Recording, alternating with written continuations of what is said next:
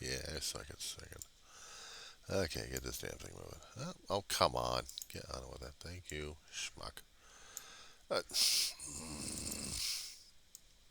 get over there and stay there. Windows.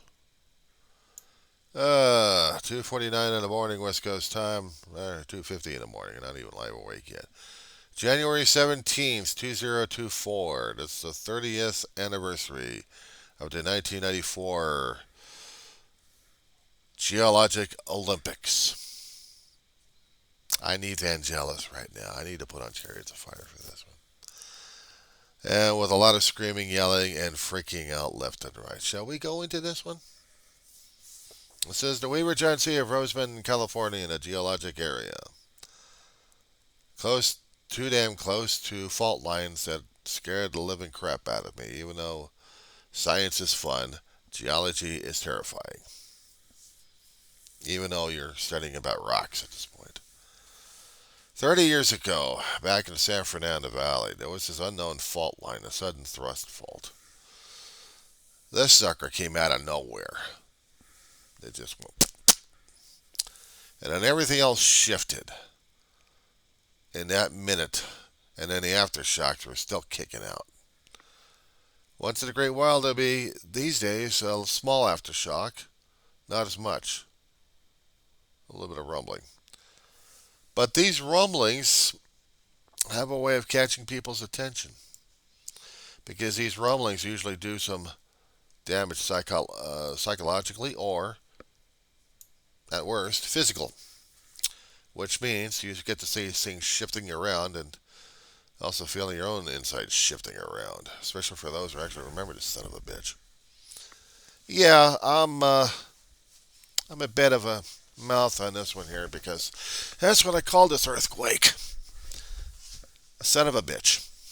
Because that's what I said when I woke up in the morning. A son of a bitch. This is fun. But this wasn't fun back in 1994. This was Martin Luther King's birthday during this time. I was working at a company, being an office schlub, and got off of a long-term temp schlub job. It was educational. Hardly. But what's more educational is going through damn earthquakes again, which scared the living crap out of me. See, I'm a native. Born in this, born in LA County, raised up in San Fernando Valley, moved out to Antelope Valley in my later adulthood. But I'm still in geologic area. I'm still in the Ring of Fire, they called it. And we would get earthquakes.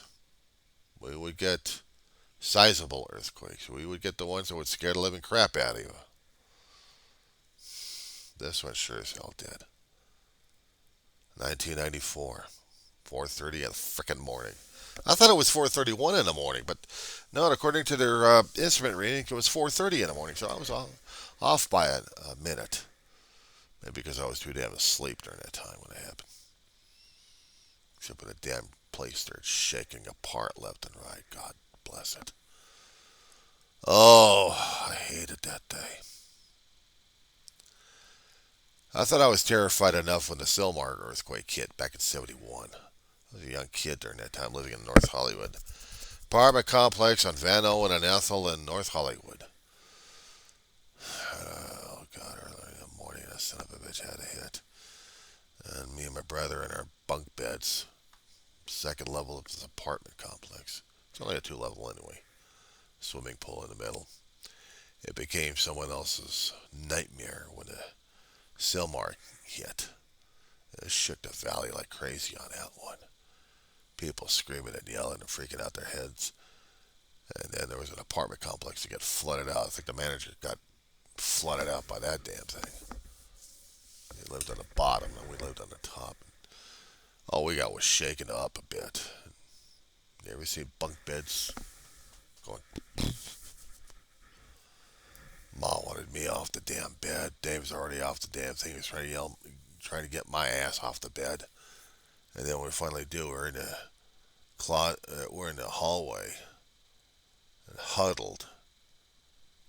Ma's trying to keep us calm, and she's freaking out. She's crying like crazy. We're all crying like crazy. Nobody likes an earthquake. You kidding me?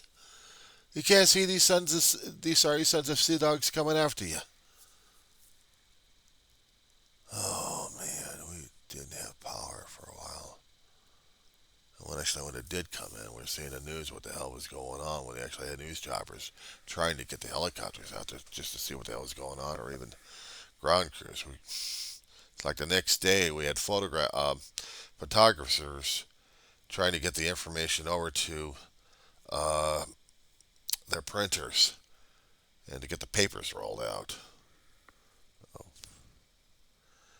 I don't remember seeing the pictures regarding what happened to all of you, or let alone the 5 and 14 interchange. But I got it. 94 kicked in. But in between that, we would have the 5 or 6ers coming in. Different areas, but we'd feel them. Aftershocks are actually regular earthquakes surrounding our valley or in different parts of Southern California that we would still feel the shaking on that one. I did videos on this one, but I'm going to reiterate on this one here. It's an anniversary. I'm entitled. I'm a survivor. I should have had a Quake. You know, I should do that on cafepress.com. I survived the Northridge 94 Quake. I need to order that one. I gotta make a marquee for that one. I want a specialized anniversary for this shit. Because that scared the living. And yeah, that I had to pull that one back in, didn't I? But it scared the hell out of me. At this point in 1994, my family's living in Reseda, between Saticoy and Tampa, on a street called Clare. God rest her soul, Grandma. And we had a flat roof house. We had leach lines and we had a septic tank. We were off the grid. When the quake hit, we had structural damage in our cement foundation. Part of it, we had cracks and slanting. The house itself was still stable enough, and hardly any cracks in the damn thing that we saw in the plaster or anything else. So it shook with the quake.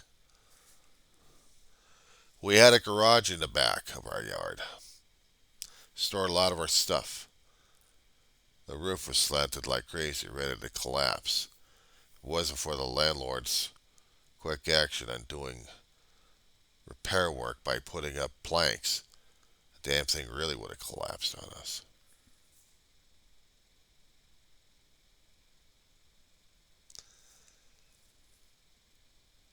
I poured out everything else I knew in the other videos concerning about this damn quake, of how terrifying the son of a bitch was, and how I never liked this bastard in the first place. Not this primary bastard, but quakes in general. This son of a bitch scared the living daylights out of me. 30 years later, and I still have trepidations concerning about quakes. It's not that when I start feeling a magnitude 1 or 2 or momentum on that one, it's like nothing. I hear about 3 or 4s happening, and maybe I feel a little bit. Okay, fine. But what inside of me that scares the crap out of myself is feeling that it jumps up from a 4 to a 6. We may got a problem. And if it goes beyond a 6, we're definitely having an issue. Out in Ridgecrest about 2 or 3 years ago, we actually did have quakes out there. Close to a 7. But it did a lot of damage out there. They recovered. Ground deformations, cracks in the foundations, roadways. But the geologists were, it was a field day for these guys. They wanted to know more about the son of a bitch. They realized there was another little fault line out there that was just having issues. When we actually had the earthquakes hitting, the aftershocks would come. 94. Oh, yeah. Fun, fun, fun. So for about 5 years, we're feeling the damn settlement of the ground, but we'd still feel the aftershocks. And if I actually felt like I was swaying, I probably was swaying because of the damn ground shaking like crazy. Got to a point in the office I was working in. I was a 30-story building on rollers. The architect. I was told about the Trillium complex that I worked in that the whole thing was on rollers. They could shake, they could sway, but they wouldn't crack. They cracked, but they didn't fall down. They stayed up. Inside was a mess, but they could clean up the mess. Still scared the hell out of me to where I had to improvise a pendulum. I wanted to see whether or not my quake meter was going to be telling me that we're going to be shaking because of people walking on the floor, or was the building actually swaying? Sometimes I can't tell. Sometimes I feel like we are swaying still. And it just may be the psychological effect I'm still going through these days. I said a long time ago in my videos I've got PTSD from a lot of things. Medical establishment I kept railing against and railing against, but also about geologic movements. Fascinated me enough to a point where I tried taking geology classes earlier on when I got out of high school and screwed that up in college. But then 30 plus years later, I go back to college and I get a C out of the damn class first one. I just never took the lab work.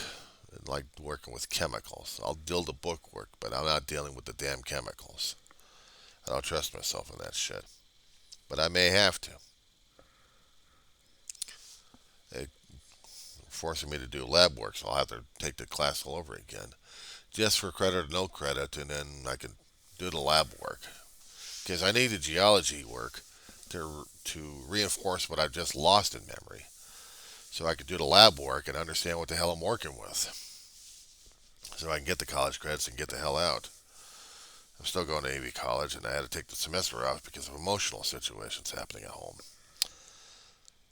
This anniversary is making me rattled a little bit. You see, I'm a little bit, going a little nuts at this point over here. See the cabinet right over here? This has been surviving a hell of a lot in life, and yet this damn thing's ready to fall apart. We actually had good dishes in here. When the earthquake hit, the dishes had bursted through the doors when they opened up, crashed all over the damn place. Maybe we had a few things salvaged. Not much.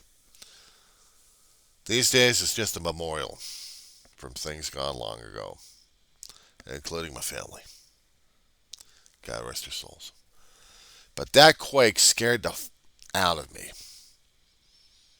Despite the fact of learning about geology and about how the earth moves, concerning about the rock types and how these rocks are formed and how they're relevant out here, how the layout of the San Fernando Valley, not to mention the Antelope Valley, is important, not to mention the fault lines around here. It's mind-boggling. It's mind-boggling to learn about science in a way that would probably scare the living crap out of me still sometimes. And it does. I'm more and more morbidly fascinated about how the Earth moves. And it surprises the hell out of me that they still have geology happening out in the East Coast. When they were talking about at least a 2 or 3 pointer magnitude out there, I'm like, these things we sleep and sneeze through. Are you kidding me? But everyone was having a conniption fit because they felt the ground shaking a bit. I understand their fear. I understand it completely. Believe me, I do. Living in earthquake country? Oh, hell yeah. You develop a healthy sense of fear and panic on this one. Not to mention trying to get your emergency kits ready to go and constantly renewed Food only lasts for so long. You have to keep using it in your regular pantry. You can have your emergency stores, but you have to keep recycling the damn stuff. That includes the water, and that includes the canned stuff. Make sure that you get your first aid kits ready to rock and roll. You got batteries. You got flashlight. You got emergency radio going on. You got space blankets. You got a place to go. You got a contacts. We had to keep learning this stuff every time there's been a geologic event happening out here, or even if it was happening somewhere else. We got the memo on this one. And believe me, if we weren't paying attention to this damn thing, we'd be dead. I know I'm going to be dying in this place, or maybe not. I don't know. If it collapses, I'm FUBAR. If it doesn't, maybe I'm still FUBAR. I don't know. This is the 30th anniversary of a quake that hardly anybody else wants to remember. They don't. Even for those been through the damn son of a bitch. And I still call it the son of a bitch because it is. I woke up in the morning, son of a bitch. This is one. It wasn't fun. Hearing people screaming and yelling outside left and right, freaking out left and right.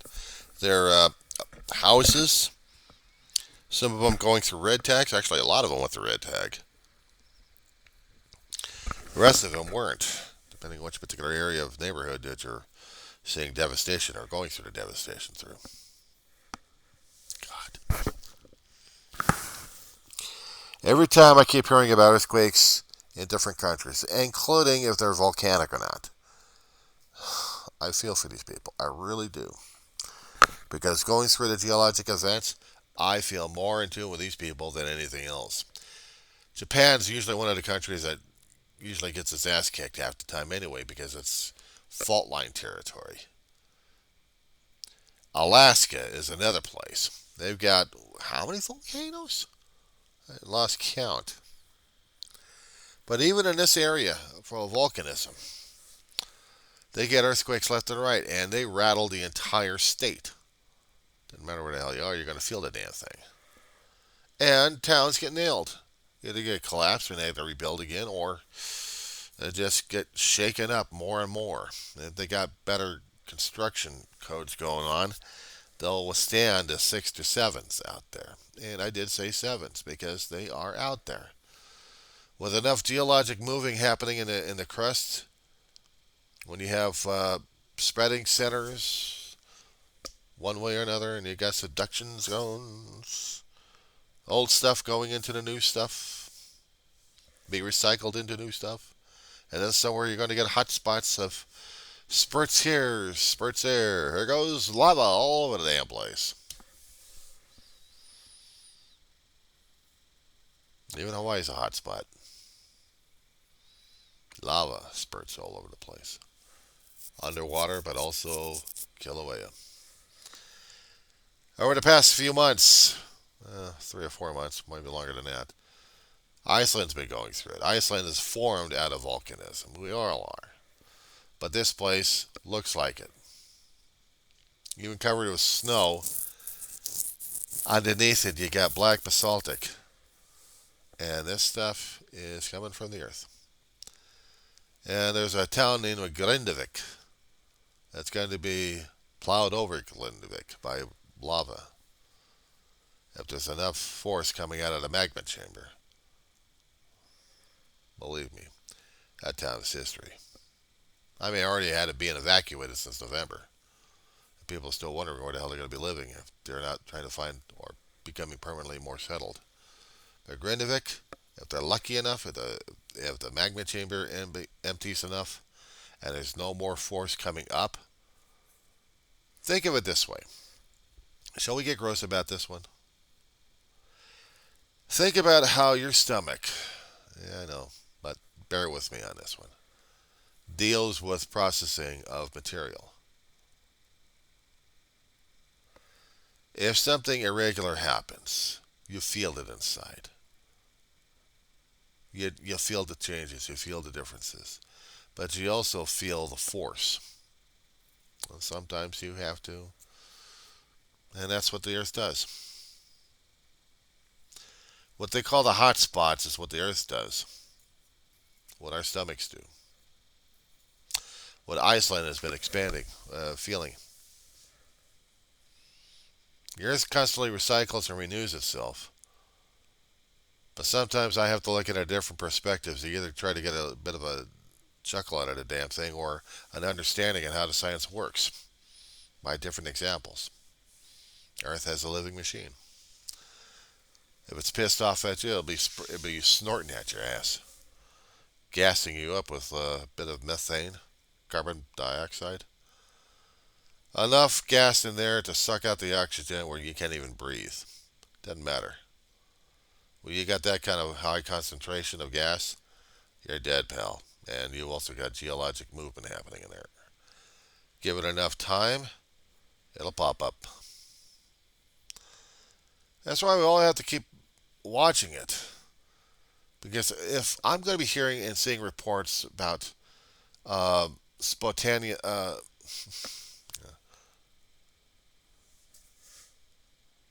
spontaneity, uh, if I'm going to see these things popping up left and right,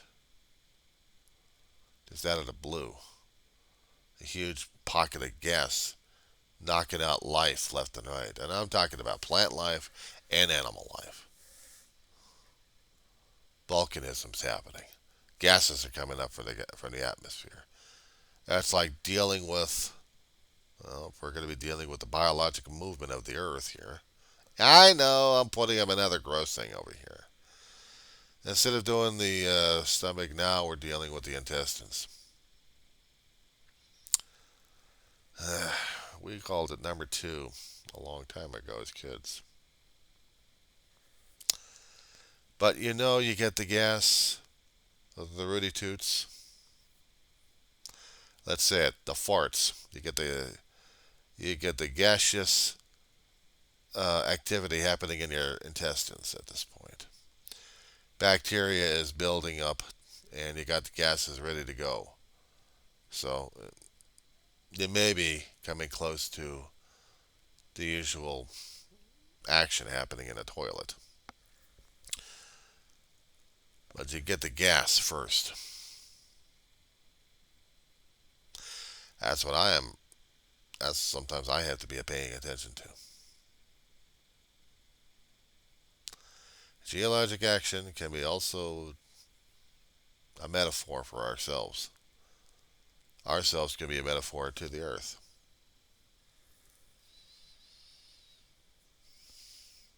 We do the deities just to make ourselves comfortable with it. But then again, do we know if the deities are actually comfortable with us? Looking at Grindavik, I'm thinking, what the hell happened over there? I keep seeing Japan going through it. I keep seeing Alaska going through it.